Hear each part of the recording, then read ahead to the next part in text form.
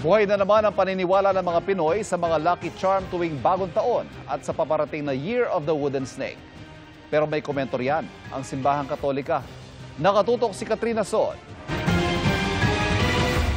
Sa ilang Pinoy, gaya ni Gillette na mula pa Batangas, tradisyon na ang pagbili ng Lucky Charms tuwing sasalubungin ng bagong taon. Kaya heto't nasa Binondo siya. Nakaugalian na din po natin ang paniniwala ng ganyan sa mga pungsoy, pampaswerte tuwing lalo na't bagong taon. Year of the Wooden Snake ang 2025.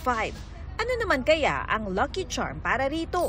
For 2025, ang iingatan natin ay yung health natin.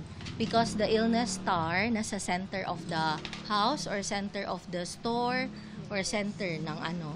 So, kailangan natin itong holo. Yes, or holy gourd. May gold bill at lucky snake coin na inilalagay sa wallet para mas magaan daw ang pasok ng pera.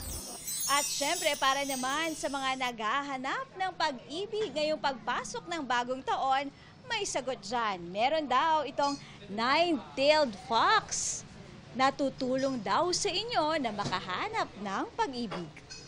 Huwag din daw kalimutan maglagay ng prosperity basket sa mesa sa medianoche. Pinupuno siya ng bigas. So what we call this is the prosperity money bowl.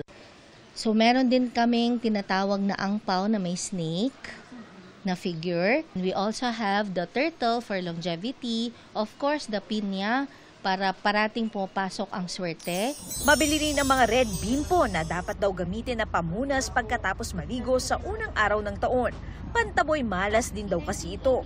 Kung di ka naman ipinanganak sa Year of the Snake, nariyan ang Tai Sui of Feng Shui God of the Year card. It will attract more blessings and prosperity.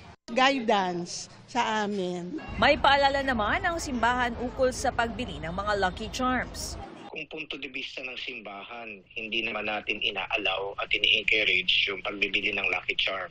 Ang makakatulong talaga sa atin para makamtan man natin kung ano man ang mga mitiin natin para sa buhay, walang iba kundi ang Diyos.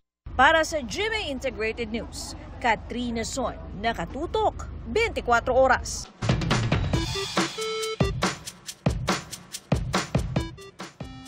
Viral po kamakailan ang pag-uga ng tulay sa pagitan ng Biliran at Leyte. Bakit ito tila umaalon at ligtas pa kayang daanan? Kuya Kim, ano na? Tatawid ka pa ba kung ang tulay na iyong dapat nadadaanan is tulang umaalon? Ito ang pangamban sa Biliran Bridge. Na-videohan kasi sa linggong ito ang di pangkaraniwang pag-uga ng nasabing tulay. Ayon sa Biliran District Engineering Office, normal naman daw sa mga steel bridge gaya ng Biliran Bridge na umuga o gumalaw. It has internal or external forces like for example, yung wind at saka yung mga moving loads natin. Pag fix yan, ang mangyari, magkakrack yung ating mga simento. Pero matapos ang sinagawa nilang inspeksyon, may mga bridge component tayo na nagkaroon ng corrosion at saka yung tinatawag natin na mga joint or mga bolt na nag-loosen dahil din sa mga moving loads. Ang tanong, ligtas nga bang tawiran ang mistulang umaalong tulay? Kuya Kim, ano na? Ang pinakaunang mga tulay sa kasaysayan, gawa sa mga natural na struktura, gaya ng mga malalaking bato o natumbang kahoy. Pero ang pinakaunang mga tala ng paggawa ng mga tulay ay maaaring itrace sa Babylon noong pang 4000 BC. Ang tinuturing naman na pinakaunang tulay na nakatindig sa hanggang ngayon, ang Kazarma Bridge o Arkadiko Bridge sa Greece na ginawa pa noong 1300 BC. Samantala, matapos ang sinagawang inspeksyon sa Biliran Bridge, safe yung bridge natin sa mga dumadaan ng mga tao na mga hanggang 5 tons lang muna. Yung ating mga heavy vehicles, they are not allowed to pass muna sa bridge. At para pansamantalang makatawid ang mga sasakyan na higit 5 tonelada ang bigat habang inaayos ang tulay, lahat ng mga heavy equipment isinakay sa barge papunta sa kabila. Ito po si Kuya Kim at sagot ko kayo 24 oras.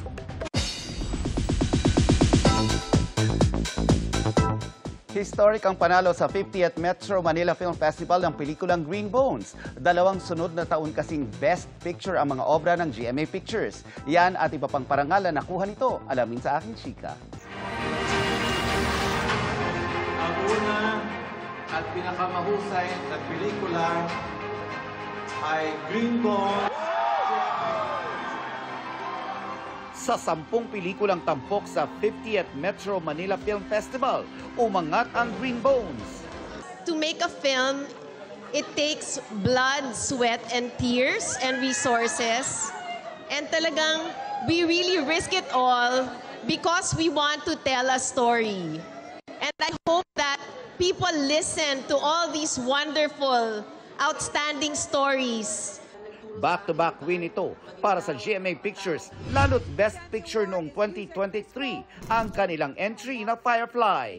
This is historic for us. This is a very big thing for GMA Pictures. It was really our aim to bring back the glory of the film. At ang pinakamahusay na aktor,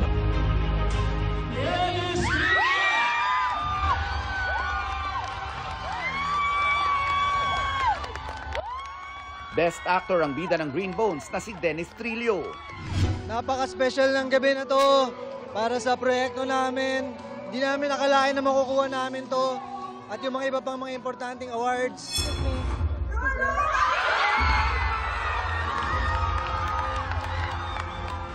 Best Supporting Actor naman, si Ruru Madrid para din sa kanyang pagganap sa Green Bones. Buong buhay ko, lagi po ako underdog. Lagi akong talo, na-underestimate.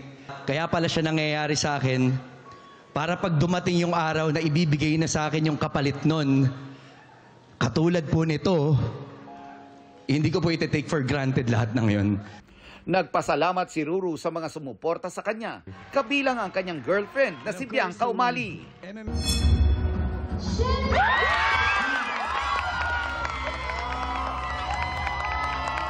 Best Child Performer naman, si Shena Stevens.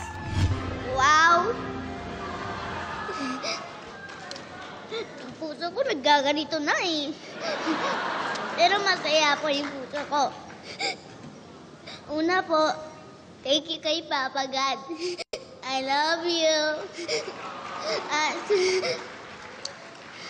thank you sa tiwala niyo sa akin.